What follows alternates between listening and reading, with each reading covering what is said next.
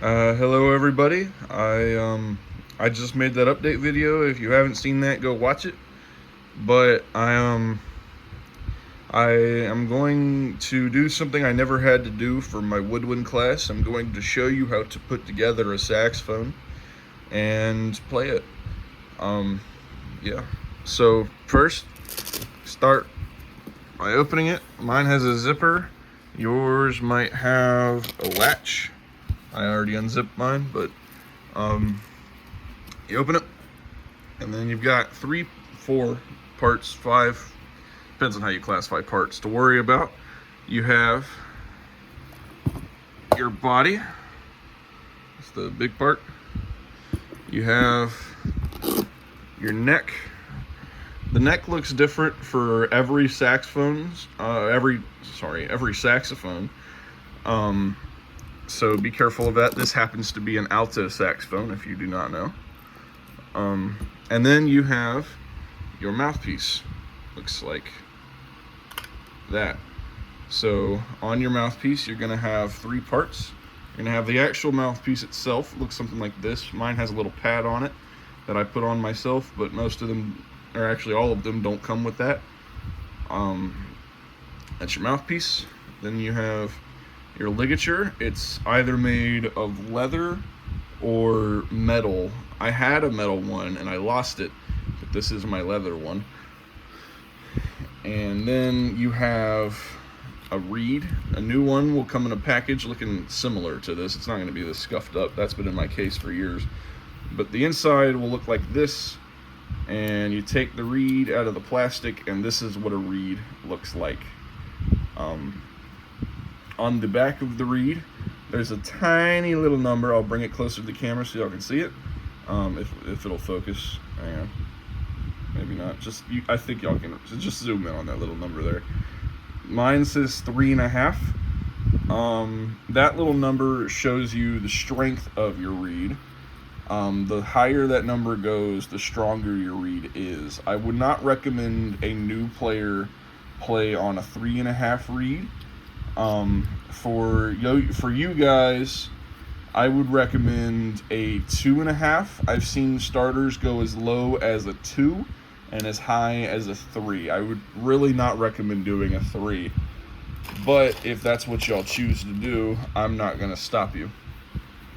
And then sometimes you might see a big reed case like this one. This is mine. I probably should have done a gear video at some point, but this is my reed case. So today we're going to be using reed number 2 because it fell out of there. This is reed number 2. It has a little 2 marked on it. So yeah, what you do, I'm gonna set this reed in my mouth to soak. You can also set it in a cup of water if for whatever reason you're not comfortable with that, but I just soak it in my mouth. And I'm not going to soak it in my mouth right this second because y'all actually want to hear me talk. So, you take the body of your saxophone. There's a little end cap usually on it. That right there. Remove that, just pull it out so it looks like that. Then you take your the neck, this bit, and you attach it to the top of your sax by just jiggling it in like so. You're supposed to loosen your that little thing right there, that little the screw. And that way the neck becomes looser. Mine was already loosened. Then when you put it back, when you put it in, you tighten it so that you can untighten it later, but that it keeps it nice and firm. It's not supposed to move. Then you take your fully assembled mouthpiece. Give me a second. I'm gonna soak my reed in my mouth while I put that together. You start with the mouthpiece.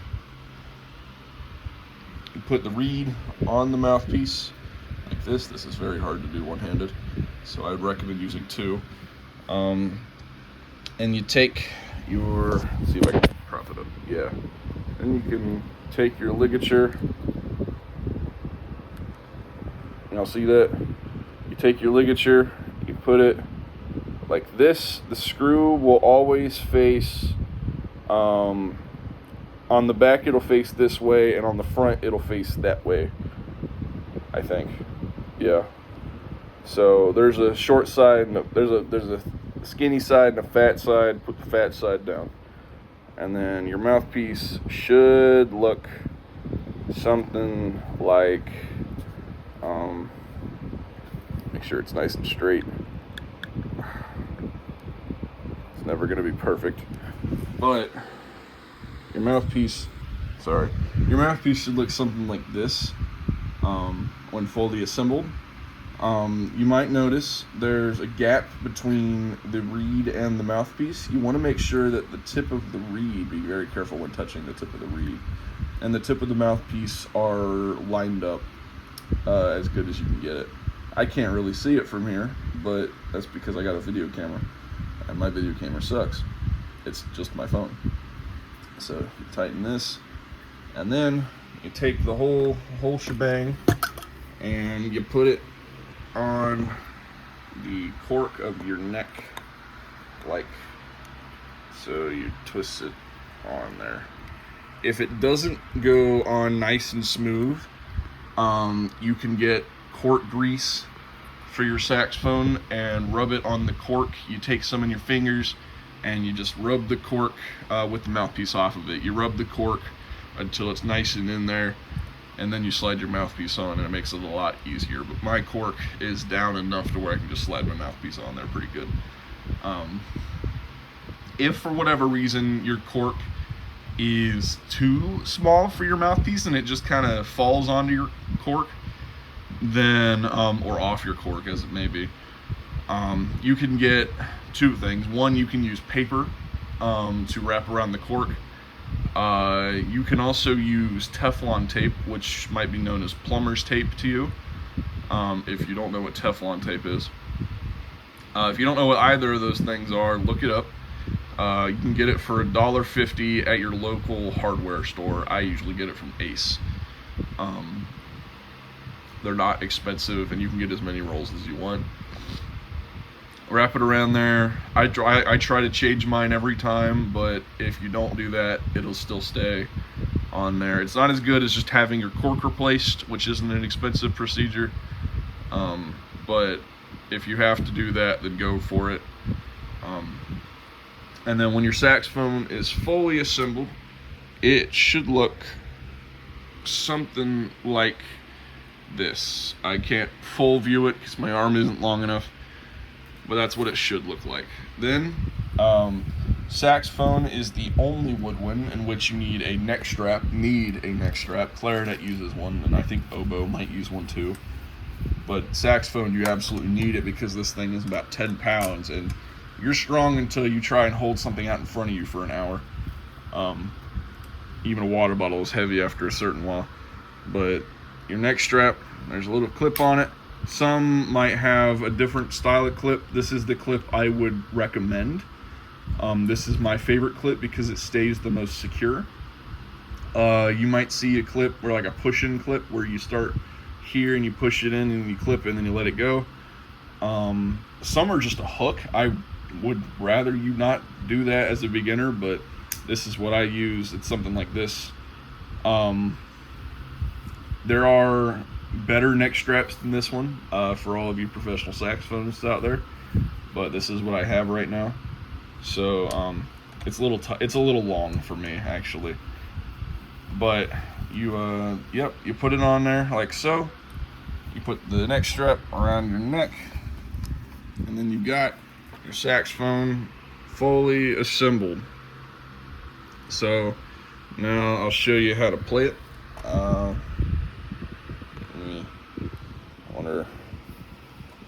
This is gonna take a second, y'all. I'm sorry. I'm sorry.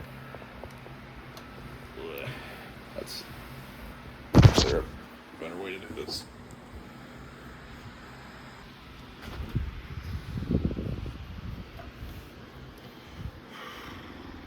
We'll roll off like this. Yep.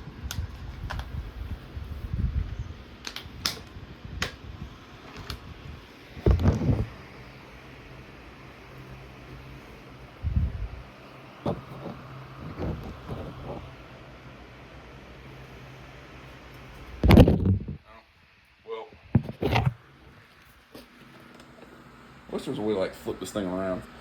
But I'll just try and do it like this. I gotta tighten my strap pretty much all the way up because this thing is too small or too big. But the first note you're gonna play is, it's either gonna be D or B, but because I only have one hand, I'll show you B. B is going to be your first finger on your left hand. Your left hand goes on the top like this. B is going to be your first finger.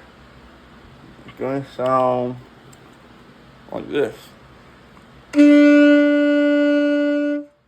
Then A is going to be the first two fingers like this. Then G is going to be your first three fingers. Those are the first three notes you'll probably learn. So thank you. I'm sorry if my video was a bit jank. I didn't feel like editing today, so it's a one shot. But I'm gonna be posting a practice video here in a minute. Thank you for watching. I'll see you in a few. Bye-bye.